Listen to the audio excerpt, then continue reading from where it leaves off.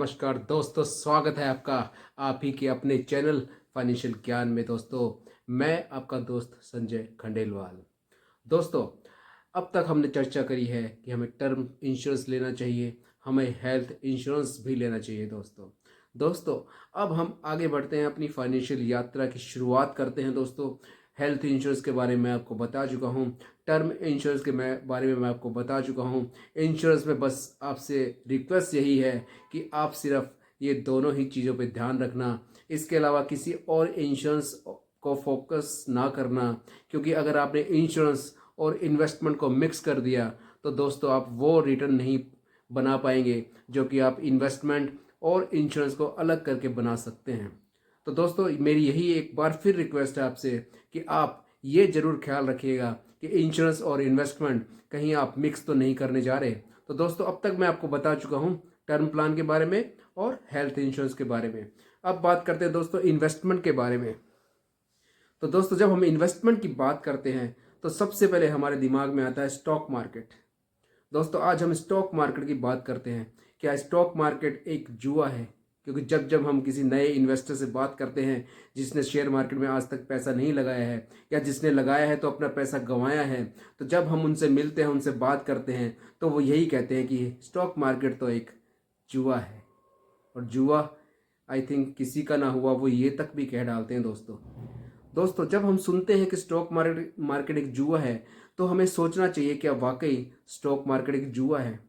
तो दोस्तों, समझते हैं कि स्टॉक मार्केट बेसिकली है क्या, जो स्टॉक्स हैं वो क्या हैं, जो कंपनीज हैं, लिस्टेड कंपनीज है स्टॉक मार्केट में, वो क्या है, कैसे वर्क करता है। दोस्तों, कंपनीज जो होती हैं उन्हें अपना बिजनेस एक्सपेंड करने के लिए, उसको रेनोवेशन करने के लिए, या कुछ भी ऐसी चीज़ें करने, इनोवेटिव आइडिया लेके आने के लिए, कुछ भी डेवलपमेंट करने के लिए पैसों की ज़रूरत पड़ती है। दोस्तों, तो कंपनीज क्या करती हैं? दोस्तों, कंपनीज दो तरीके से पैसा इकट्ठा कर सकती हैं। या तो वो डायरेक्ट इन्वेस्टर्स से ले सकती हैं, या फिर क्या हो कर सकते हैं दोस्तों, वो डिबेंचर्स इशू कर सकते हैं, जिसमें कि कुछ percent fix rate of interest पे वो आगे जो इन्वेस्टर्स है उनको इंटरेस्ट देते हैं, ब्याज देते हैं। दूसरा ऑप्शन कंपनीज के पास बचता है दोस्तों, वो अपने कंपनी का शेयर जो है स्टॉक मार्केट में लिस्ट कर देते हैं। जब लिस्ट करते हैं तो उनको काफ़ी सारा पैसा इकट्ठा हो जाता है। उस पैसे पर उस पैसे के बदले वो अपना जो भी इनोवेटिव काम है या एक्सपेंड है, जैसे कोई ब्रांचेस बनानी है, कुछ एक्सपेंशन करनी है उनको, वो सब एक्टिविटीज़ करते हैं ताकि कंपनी जो है वो प्रोग्रेसिव रहे, प्रोग्रेस करती रहे।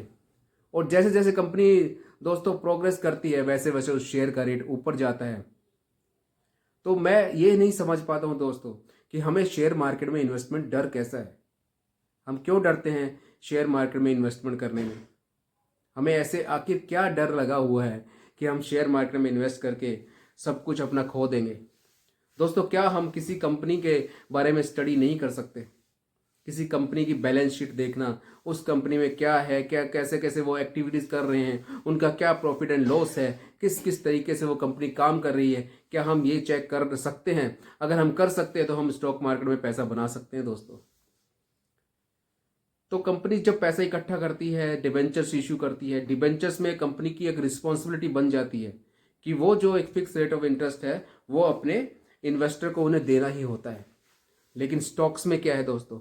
स्टॉक्स में कंपनी की रिस्पॉन्सिबिलिटी नहीं होती, लेकिन जैसे जैसे कंपनी का शेयर इंक्रीज होता है वैसे वैसे उस कंपनी की कैपिटलाइजेशन भी बढ़ती है, मार्केट कैपिटलाइजेशन बढ़ता है। और जैसे जैसे मार्केट कैपिटलाइजेशन बढ़ता है वैसे वैसे उस कंपनी के जो प्रमोटर्स हैं उनकी एसेट भी बढ़ती है, उनकी शेयर्स के रेट बढ़ते हैं तो उनकी एसेट भी बढ़ती है। तो कौन नहीं चाहेगा दोस्तों कि उनकी कंपनी के शेयर इंक्रीज हों, उनकी कंपनी के शेयर अच्छा परफॉर्म करें, अच्छा रिटर्न दें। तो शेयर तभी परफॉर्म करेंगे जब कंपनी अच्छा परफॉर्मेंस करेगी, जब अच्छे से अच्छा रिजल्ट देगी, जब क्वार्टर बाय क्वार्टर वो अपने रिजल्ट अच्छे देंगी, जब कोई ईयर बाय ईयर अपने रिजल्ट अच्छे देगी, जब प्रॉफिट जनरेट करेंगी।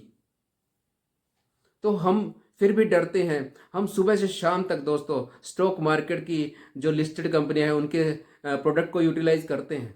आप सुबह उठते ही ब्रश करते हैं, कोलगेट का यूज़ करते हैं दोस्तों, गाड़ी चलाते हैं, कोई मारुति गाड़ी चला रहा है, कोई टाटा की गाड़ी चला रहा है, कोई टोयोटा की, कोई हुंडई की गाड़ियाँ चला रहा है। ये सब लिस्टेड स्पेस ही तो है दोस्तों। क्या आपने कभी सोचा हम डोमिनोज पिज़्ज़ा पे जाके पिज़्ज़ा खा के आ जाते हैं, मैगी हम रोज़ अपने घर में बना के खा रहे हैं, पर क्या हमने सोचा कि ये भी तो एक लिस्टेड कंपनी है जिनके प्रोडक्ट जो हम यूटिलाइज कर रहे हैं दोस्तों, रोज़ रोज़ यूज़ कर रहे हैं।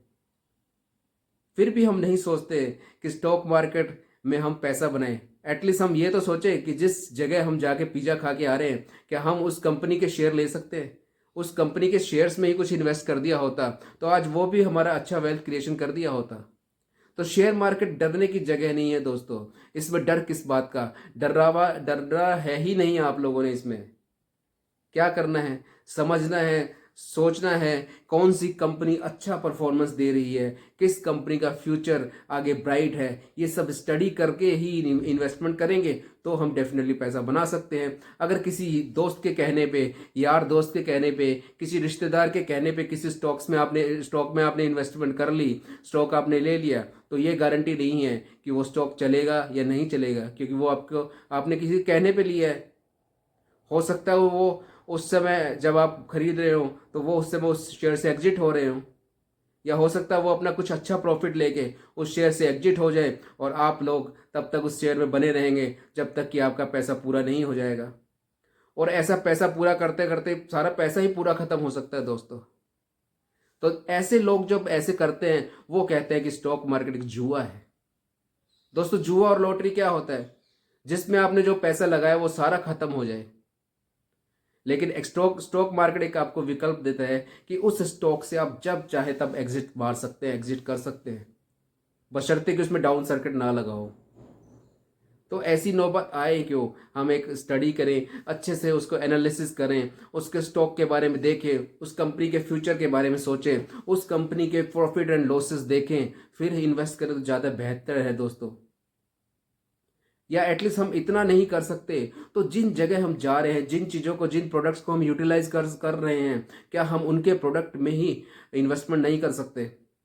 जैसे हर दिन हर एक भारतीय अपना बैंक अकाउंट ओपन किया हुआ है, सभी भारतीयों ने। क्या किसी ने सोचा कि मैं एसबीआई का स्टॉक में इन्वेस्टमेंट कर लूँ? इतनी ब्रांचेज चल रही हैं।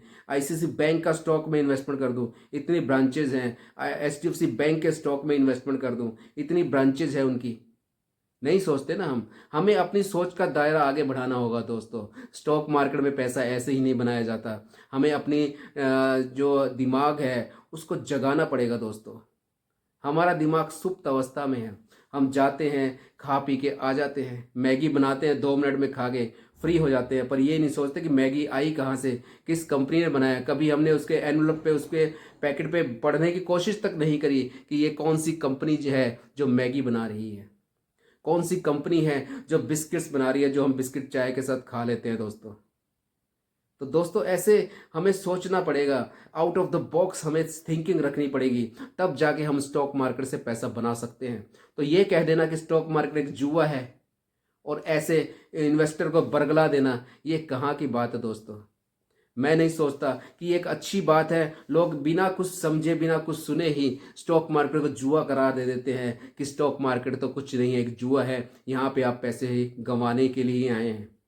गंवा सकते हैं दोस्तों आप पैसा, अगर आप तरीके से काम नहीं करेंगे, अगर आप नॉलेज के साथ काम नहीं करेंगे, अगर आप समझेंगे नहीं कि किस स्टॉक में इन्वेस्टमेंट करना है, कितना स्टॉक करना है, मुझे अपनी कैपिटल के साथ ही कितना इन्वेस्टमेंट, मेरे पास कितनी कैपिटल है मुझे उसके साथ ही करना है, उस स्टॉक में कितने टाइम तक मुझे बने रहना है, ये सब चीज़ों का स्टडी करके ही अगर आप इन्वेस्टमेंट करेंगे तो डेफिनेटली आप पैसा बना पाएंगे।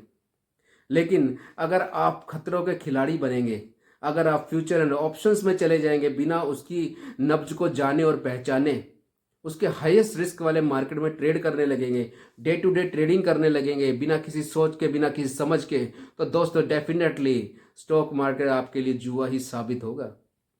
क्योंकि ये तो सेबी भी कहता है कि 7 out of 10 are losing their money in stock market by doing trading activities. So इस पे गौर करिए, इस पे समझ रखिए, स्टॉक को पहले चुनिए, उनकी स्टॉक्स की देखिए, डिटेल्स एनालिसिस करिए कि स्टॉक्स क्या कर रहे हैं, कैसे चल रहे हैं, कैसे उनके प्रॉफिट बढ़ रहे हैं, क्या मुझे उसमें किस समय एंट्री कर रही है, किस समय उससे एग्जिट मारना है दोस्तों। इसकी भी नॉलेज होनी चाहिए कि आप एंट्री लेवल किस टाइम कर रहे हैं शेयर में और कब आप एग्जिट करना चाहते हैं। लोग 20-20, 30-30, 40-40% प्रॉफिट के बाद भी शेयर में से एग्जिट नहीं करते, एग्जिट कब करते हैं? जब वो बिल्कुल नीचे आने लगता है।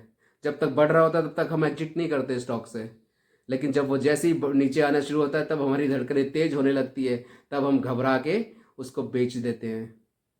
तो ये नहीं करना दोस्तों हमें। स्टॉक मार्केट एक जुआ नहीं है, स्टॉक मार्केट एक बहुत अच्छी जगह है, सुनहरा अवसर है जहाँ पे आप भरपूर पैसा बना सकते हैं। लेकिन आपको अपनी समझ और दिमाग को जागृत करना पड़ेगा, सोचना पड़ेगा, समझना पड़ेगा, एनालिसिस करना पड़ेगा, तभी हम एक अच्छा पैसा बना सकते हैं दोस्तों शेयर मार्केट से।